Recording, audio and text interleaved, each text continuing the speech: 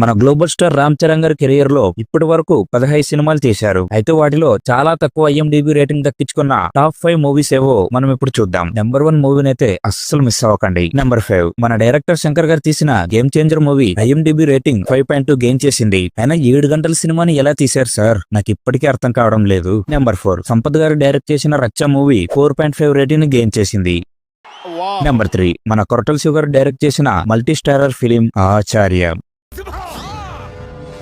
ఈ movie 3.8 rating ని gain చేసింది. ఎన్నో ఎక్స్పెక్టేషన్స్ తో థియేటర్ కి వెళ్లిన మెగా ఫ్యాన్స్ కి చాలా పెద్దదే పెట్టి పంపించారు. నెంబర్ 2 మన బోయపడి గారు తీసిన వినయ విజయరామ మూవీ 3.3 రేటింగ్ ని గెయిన్ చేసింది. నో లాజిక్ ఓన్లీ మ్యాజిక్ అన్నట్టుగా తీశారు మన బోయమామ ఈ మూవీని. ఒక్క ఫోన్ కాల్ చేయగానే ట్రైన్ మీదకి దూకి అక్కడికి రావడం ఏంటి, మళ్ళీ దారి కనుక్కోవడానికి 100, దారి అడగడానికి 100, దారి తెలిసాక 100, దారిలో 100.